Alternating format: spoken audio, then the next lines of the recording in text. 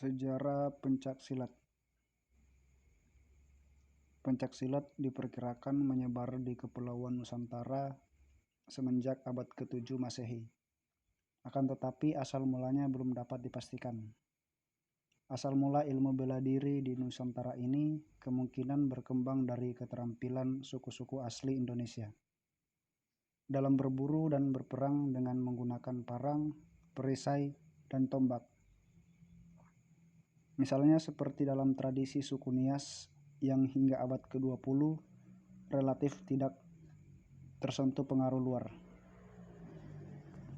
Tradisi silat diturunkan secara lisan dan menyebar dari mulut ke mulut. Diajarkan dari guru ke murid, sehingga catatan tertulis mengenai asal mula silat sulit ditemukan. Sejarah silat dikisahkan melalui legenda yang beragam dari satu daerah ke daerah lain. Legenda Minangkabau misalnya, dalam bahasa Minangkabau silat disebut silek. Diciptakan oleh Datuk Suri Diraja dari Pariangan, tanah datar di kaki gunung Marapipada pada abad ke-11. Kemudian silek dibawa dan dikembangkan oleh para perantau Minang ke seluruh Asia Tenggara.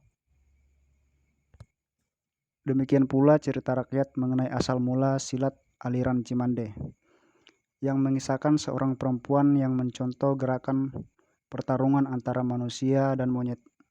Maaf, saya ulang. Mencontoh gerakan antara harimau dan monyet. Setiap daerah umumnya memiliki contoh persilatan atau pendekar yang mereka banggakan. Hal ini karena sejak awal kebudayaan Melayu telah menjadikan pengaruh dari kebudayaan yang dibawa oleh pedagang maupun perantau dari Cina, India, dan mancanegara lainnya. Perkembangan silat secara historis mulai tercatat ketika penyebarannya banyak dipengaruhi oleh kaum penyebar agama pada abad ke-14 di Nusantara. Kala itu pencaksilat diajarkan bersama-sama dengan pelajaran agama di surau atau pesantren. Silat menjadi bagian dari latihan spiritual. Silat lalu berkembang dari ilmu bela diri dan seni tari rakyat menjadi bagian dari pendidikan bela negara untuk menghadapi penjajah. Silat saat ini telah diakui sebagai budaya suku Melayu dalam pengertian yang luas, yaitu para penduduk daerah pesisir Pulau Sumatera dan Semenanjung Malaka, serta berbagai kelompok etnik lainnya yang menggunakan lingua franca, bahasa Melayu di berbagai daerah di Jawa, Bali, Kalimantan, Sulawesi, dan pulau-pulau lainnya yang juga mengembangkan bela diri ini. Beberapa organisasi silat nasional antara lain Ikatan Pencaksilat Indonesia yang disingkat IPSI. Salah satu pendiri Ikatan Pencaksilat Indonesia di Indonesia adalah Persaudaraan Setia Hati Terate yang disingkat PSHT atau yang dikenal dengan SH Terate.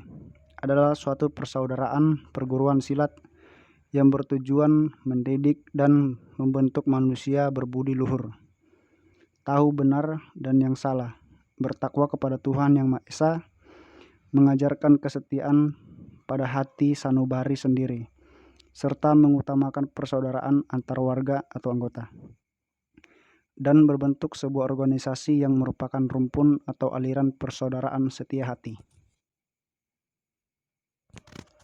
SH Terate termasuk salah satu 10 perguruan silat yang turut mendirikan IPSI pada Kongres Pencaksilat tanggal 28 Mei 1948 di Surakarta.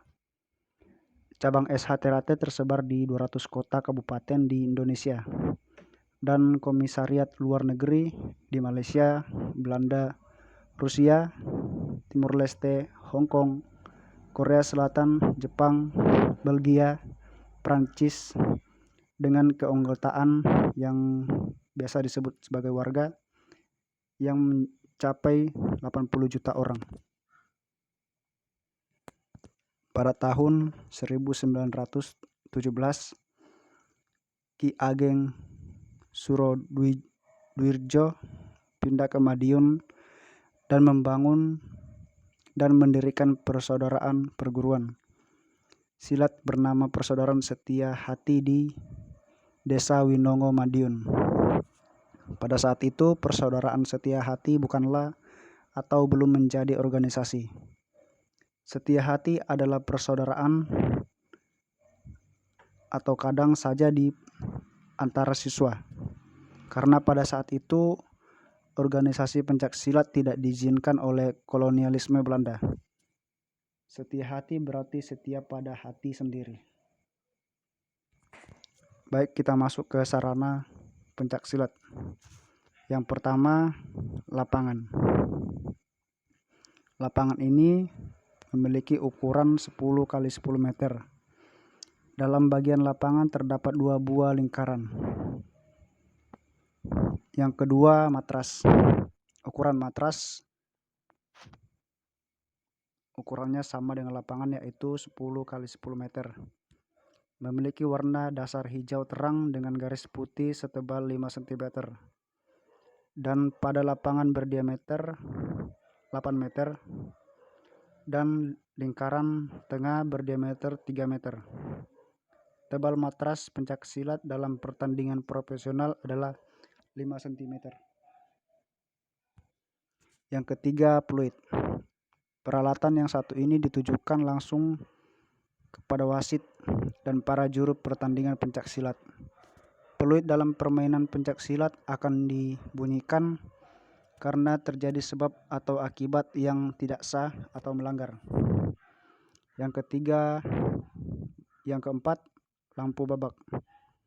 Lampu babak di sini mempunyai 3 warna, yaitu merah, biru, dan kuning. Yang kelima, timbangan.